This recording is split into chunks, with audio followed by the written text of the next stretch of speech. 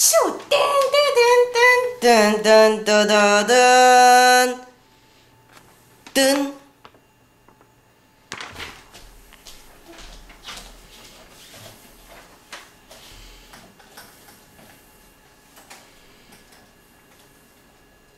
네, KBS 3 포승중학교 5월 급식월보 뉴스입니다.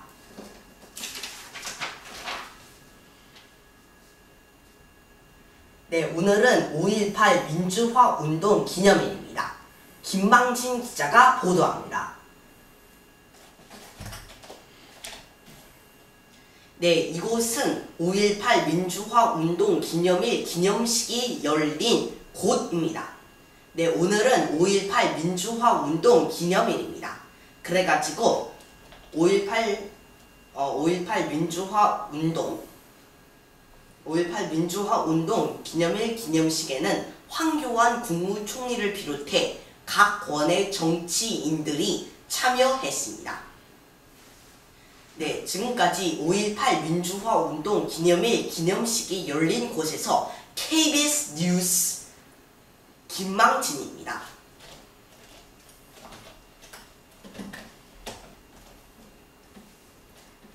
네, KBS 3 금동현 회장은 8월 15일 광복절이나 10월 3일 개천절 때 증조 할머니를 만날 것이라고 발표했습니다.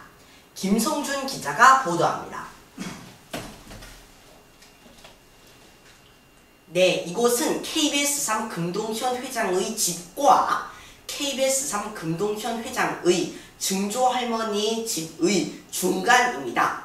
네, KBS 3 금동현 회장은 8월 15일 광복절이나 10월 3일 개천절 때 증조 할머니를 만날 것이라고 발표했습니다. 그래가지고 KBS 3 그 둘 중에 만약 8월 15일 광복절 때 날이 더우면 가지 않고 10월 3일 개천절 때 가기로 하고 일정은 똑같이 외할머니 집으로 가서 다음날 아주 일찍 증조 할머니 집으로 가가지고 만난 후 그곳에서 조금 멀리 떨어져 있는 이모 할머니 집으로 가서 그곳에서 하룻밤을 잔 뒤 다시 이곳으로 올 예정이라고 합니다. 네, 그래가지고 그것에 대하여 KBS 3 금동현 회장은 그 중간에 사망할 수도 있을 것이라고 발표했습니다. 네, 지금까지 KBS 3 금동현 회장의 집과 KBS 3 금동현 회장의 증조 할머니 집의 중간에서 KBS 뉴스 김성준이었습니다.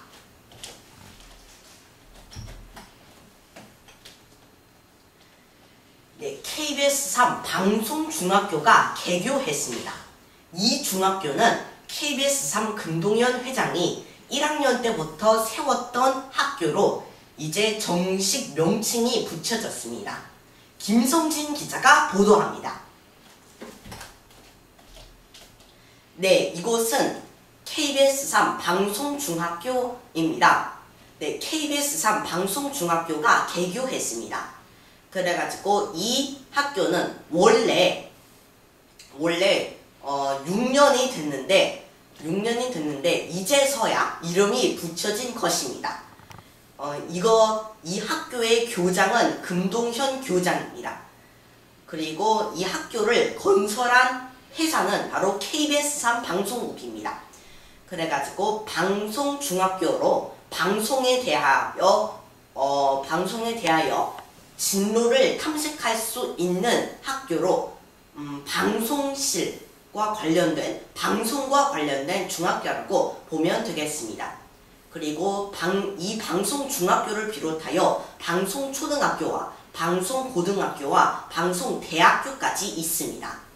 네, 지금까지 KBS 3 방송중학교에서 KBS 뉴스 김성진이었습니다. 네, KBS3 금동현 회장이 KBS3 그룹 회의에서 FIBS를 만드는 것을 권의 사항으로 제출했다고 발표했습니다. 마성진 기자가 보도합니다. 네, 이곳은 KBS3 방송국입니다. 네, KBS3 금동현 회장이 KBS3 그룹 회의에서 FIBS를 만드는 권의사항을 제출했다고 발표했습니다. 그래가지고 그러한 권의사항이 과연 통과될지 궁금합니다. 네, 지금까지 KBS3 방송국에서 KBS 뉴스 마성진이었습니다.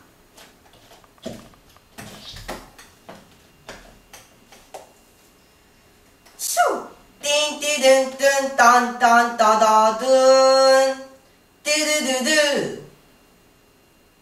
네, 5월 급식 월보입니다. 네, 오늘도 포승중학교에서 5월에 대한 급식 월보가 나왔습니다. 그래가지고 그러한 급식 월보에 대하여 아성호 보건전문 기자가 소개해 주도록 하겠습니다.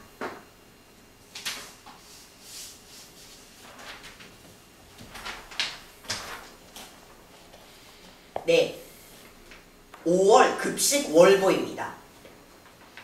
이번엔 음식물 쓰레기와 관련된 포스터가 나왔습니다. 음식물 쓰레기를 20%나 줄이면은 연간 1,600억 원의 쓰레기 처리 비용이 줄고 에너지 절약 등으로 5조 원에 달하는 경제적 이익이 생긴다고 합니다. 그래서 음식물 쓰레기를 줄이면 환경도 살리고 자원 낭비도 막을 수 있다고 합니다. 그래가지고 전 국민이 음식물 쓰레기를 20% 줄이면 연간 18억 킬로와트의 에너지가 절약돼 39만 가구가 겨울을 날 수 있는 연탄 1억 8,600만 장을 보급할 수 있다고 합니다. 그래가지고 이러한 음식물 쓰레기를 다 먹어서 줄여야 한다고 보면 되겠습니다. 네, 이어서 오늘의 급식 소식 어떻게 나왔는지 사진으로 보여주도록 하겠습니다. 주구두구두구두두두두두 치구두구든두두두든든든든든든두구든든든든.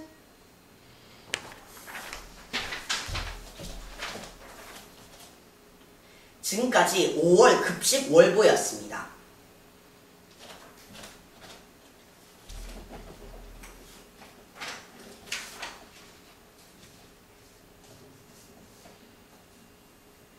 네, 지금까지 아성호 보건전문 기자를 연결하여 5월 급식 월보에 대하여 알아보았습니다.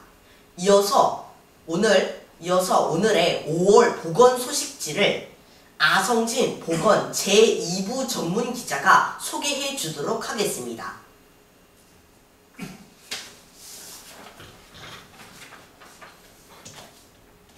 네, 5월 보건 소식지입니다.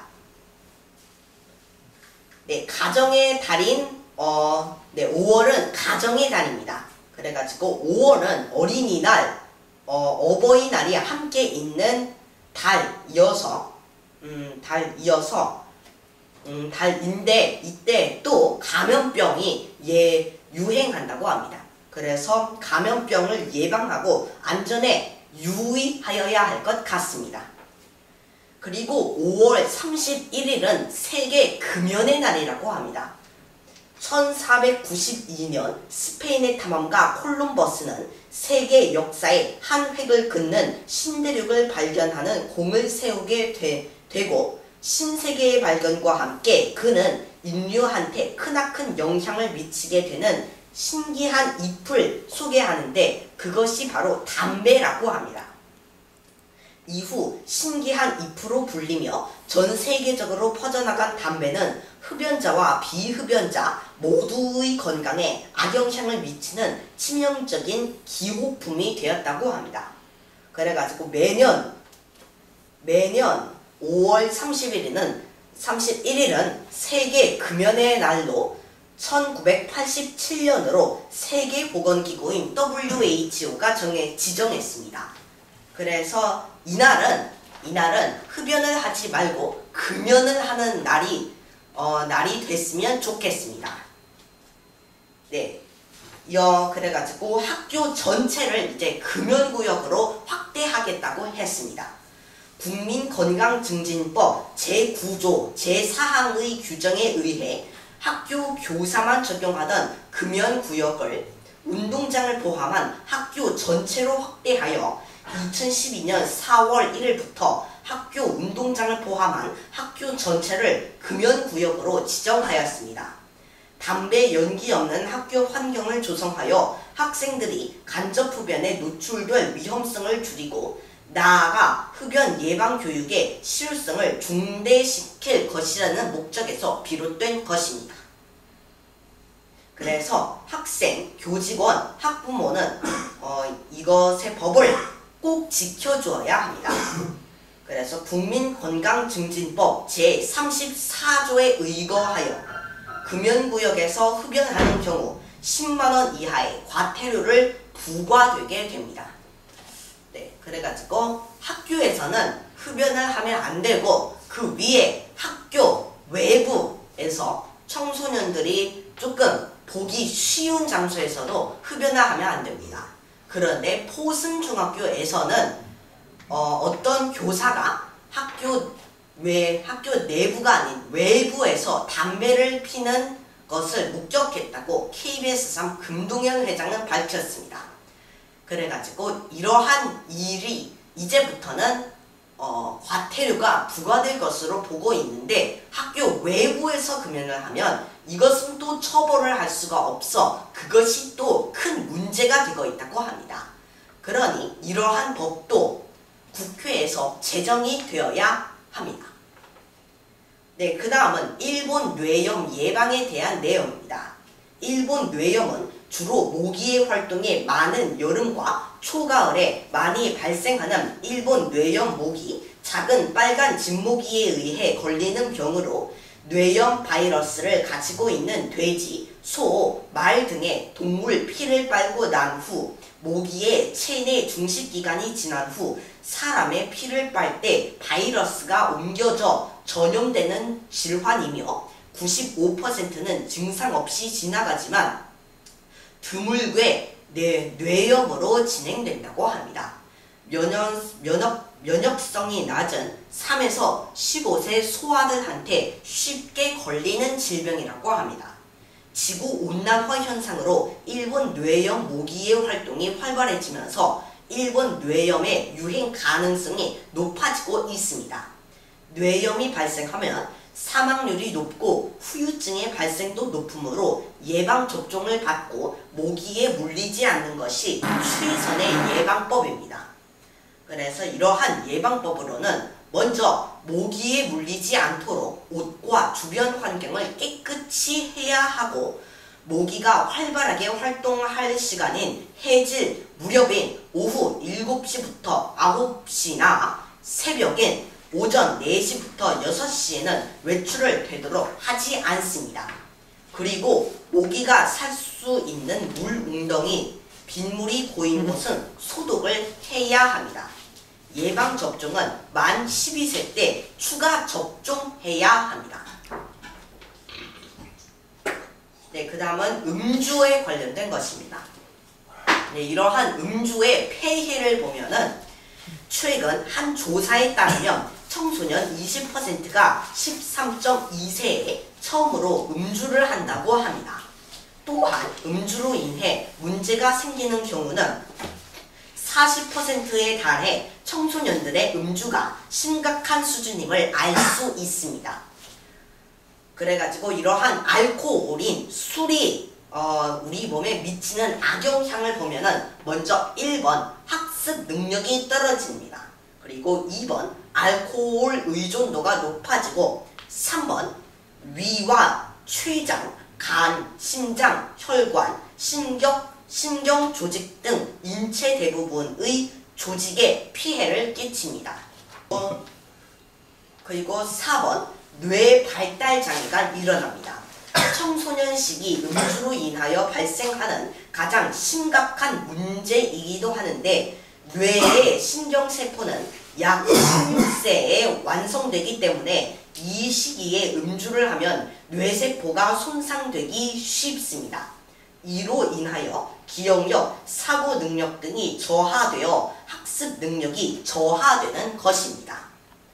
또한 이렇게 저하된 뇌기능으로 인하여 성인이 되어 음주를 시작한 사람보다 알코올 의존증이 될 가능성이 5배 이상으로 높다는 연구가 있습니다. 그리고 5번 성장 호르몬의 분비가 억제됩니다. 뇌의 능력이 저하되면서 성장 호르몬이 잘 분비되지 않습니다. 이로 인하여 키가 자라지 않고 발육 부진이 올 수 있으며 피부 노화를 가져오기 쉽습니다. 쉽습니다. 그래가지고 이러한 흡연은 이러한 술은 술하고 흡연 같은 것은 성인이 됐을 때 하면 되겠습니다. 네, 이어서 그 다음은 유행성 눈병이 요즘 급증하고 있어서 그것에 대하여 주의해야 한다는 것입니다. 네, 최근 질병관리본부 보도 자료에 따르면 2016년 안과 감염병 표본 감시 체계 자료를 분석한 결과 유행성 눈병 환자 수가 지속적으로 증가하여 각별한 주의를 당부하였습니다. 유행성 눈병은 집단 생활을 통해 확산될 가능성이 있어 특별한 주의가 요구되므로 눈병에 걸리지 않도록 손 씻기 등 개인 위생 수칙을 철저히 준수하여 감염을 사전에 예방할 수 있도록 주의를 기울여 주어야 합니다. 이러한 유행성 눈병의 역학적 특징을 보면은 일단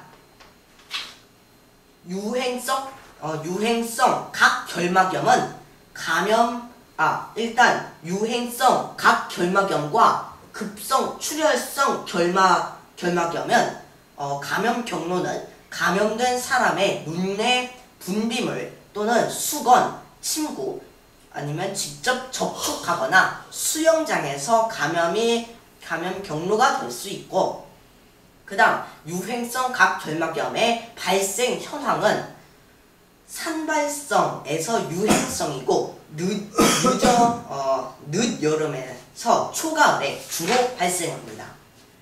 그리고 급성 출혈성 결막염은 약 5에서 10년 주기로 유행하며 늦여름부터 초가을에 주로 발생합니다. 주요 증상으로는 일단 유행성 각결막염은 양안의 출혈, 통증, 눈물, 눈부심 등이 나타나며 결막하 출혈, 충혈이 나타나며 3에서 4주가 지속됩니다. 그리고 급성 출혈성 결막염은 갑작스러운 양안의 출혈과 통증, 이물감, 가려움증, 눈부심, 눈물, 눈꺼풀 또는 결막이 부어오르기도 하고 결막하 출혈파는 7에서 12일에 나아집니다. 전염력으로는 유행성 각결막염은 발병 2주 정도까지 전염력이 있습니다. 그리고 급성 출혈성 결막염은 증상 발생 후 적어도 4일간 전염력이 있습니다. 합병증으로는 유행성 각결막염은 후유증인 각막 상피하 혼탁으로 심해지는 경우 시력이 저하되고 각막 상피 결손이 생긴 후 상처를 통해 2차 감염으로 시력이 저하된다고 합니다. 그리고 급성 출혈성 결막염은 드물지만 결막염을 앓은 수주 후에 사지마비 또는 뇌신경마비가 일어날 수 있습니다.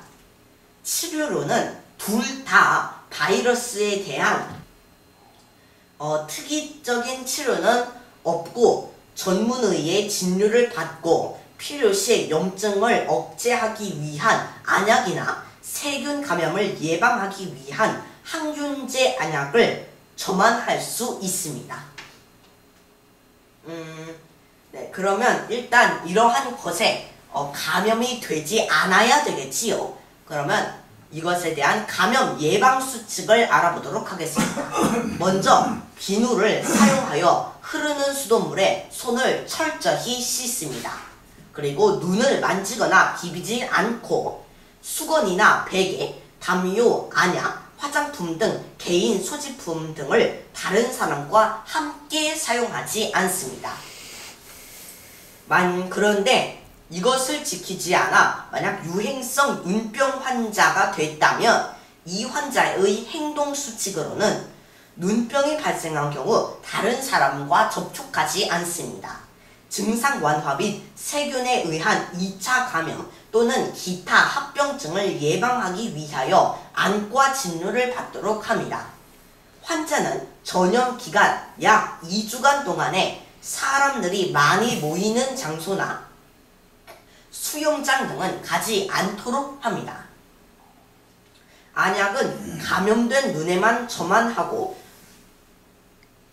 수건이나 안약, 소지품은 다른 사람과 같이 사용하지 않습니다.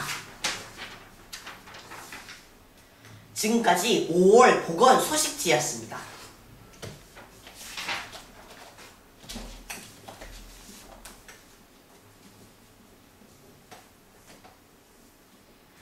네, 지금까지 아성진 보건 제2부 전문 기자를 연결하여 5월 보건 소식지에 대하여 알아보았습니다.